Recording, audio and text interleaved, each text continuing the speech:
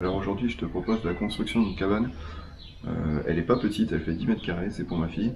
Donc les plans viennent de onclegustois.com. Le rendu final sera comme ça. Et là, on va commencer par fabriquer deux côtés. Donc voilà, avec ces dimensions.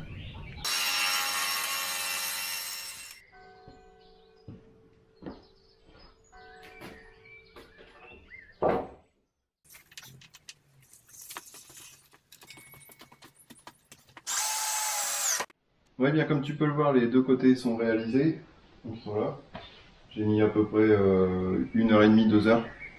Et puis maintenant, on va faire la face avant.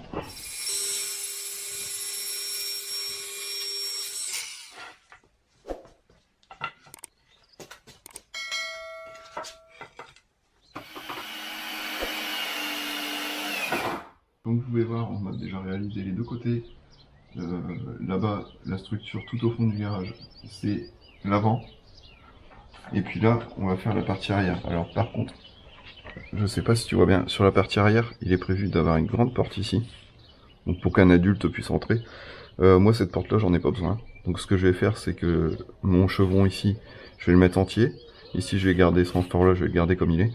Et ici, je vais prévoir une ouverture pour mettre une grande fenêtre, pour avoir un peu plus de luminosité. Donc en gros, on garde toutes les côtes, sauf qu'ici, au lieu de couper le demi-chevron sur la partie centrale, je vais le garder entier, chevron duo, je le garde entier, et puis ici, je rajouterai deux demi-chevrons pour faire une ouverture qui sera à la même hauteur que les premières sur les côtés.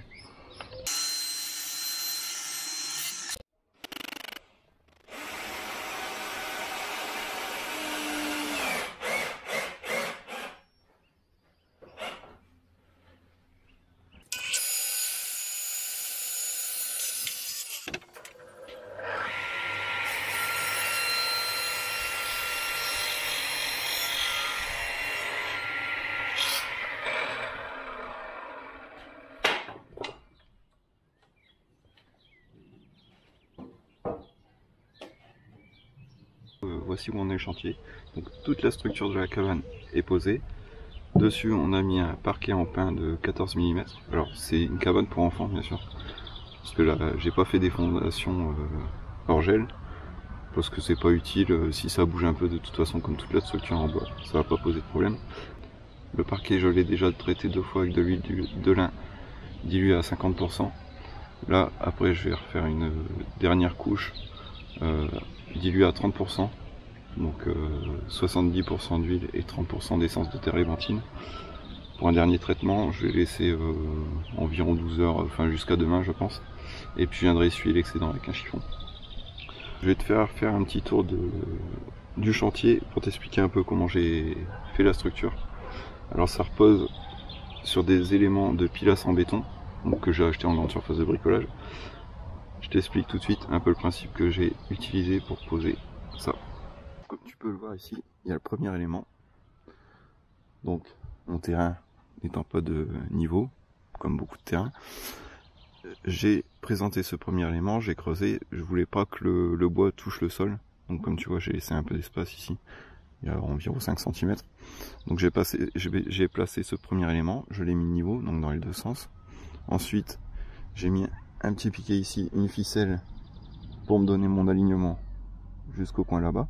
J'avais mis un piquet, mais beaucoup plus loin, pour que la ficelle soit tendue pour avoir mon alignement de côté ici. J'ai pris le milieu, donc ma longueur ici j'ai 4 mètres. Donc à 2 mètres, j'ai refait un autre trou. J'ai présenté mon deuxième élément. J'ai mis le règle, le niveau. Ensuite, j'ai fait la même chose pour le troisième. Donc toujours entre le deuxième et le troisième, règle niveau.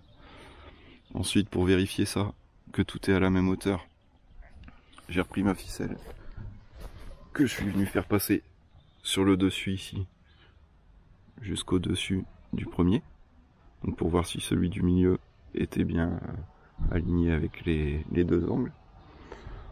Ensuite, ici pareil. Donc là j'ai 2,50 m en largeur. Comme tu vois, la structure en chevron, la voilà. Il y a certains me posaient la question. Donc ça assemblé avec une vis, là, à chaque bout de chevron, tu vois. Hop. Donc à chaque fois il y a un chevron. J'ai mis aussi, donc il y a les vis comme ça, c'était du provisoire pour dire de transporter la structure, tout ça. Bon, je vais les laisser.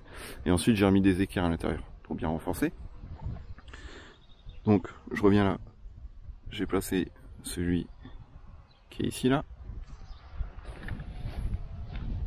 Celui-ci. Et ensuite, pour être bien d'équerre, j'ai fait mes diagonales. Donc, de ce coin-là jusqu'au coin du tout premier, là-bas. Donc, j'ai pris ma diagonale que j'avais calculée au préalable, donc avec Pythagore. Et puis, bah, je suis reparti jusqu'au coin là-bas. Puis après, forcément, tu reprends tes diagonales, tu vérifies tout. Ensuite, j'ai coulé du béton.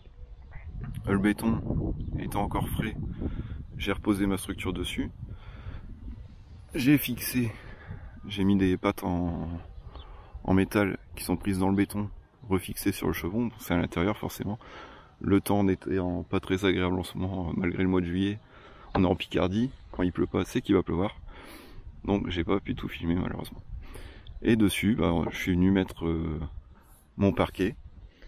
Donc pour le parquet, bah, c'est pareil, hein, comme tu peux le voir, tous les clous ont été mis en travers sur les languettes. Donc comme ça, on n'a pas de clous apparents. Là, ici, ce petit décrochement, il s'explique tout simplement parce que il y a une terrasse, donc il y a 1 mètre de terrasse là sur la cabane. Donc ici, la structure à partir d'ici, toute cette partie par là, va être fermée, mon cordeau, parce qu'il y aura la toiture, tout ça. Mais mon clin, je vais le faire descendre ici. Pour dire de combler un peu, que ce soit propre.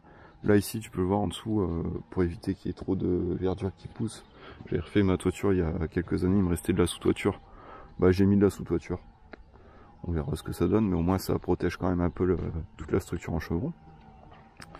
Donc là j'ai fait mon petit décrochement, comme ça mon clin, il va venir ici, hop, et puis après il va remonter tout du long. Donc voilà. Et il recommence à pleuvoir. C'est la fin de cette première partie de la vidéo sur la construction de la cabane. Deuxième partie, j'espère que le temps sera plus clément. On verra l'assemblage ensemble de tous les éléments et puis la pose du clin éventuellement s'il fait beau. N'hésite pas à t'abonner et puis à très bientôt. Salut!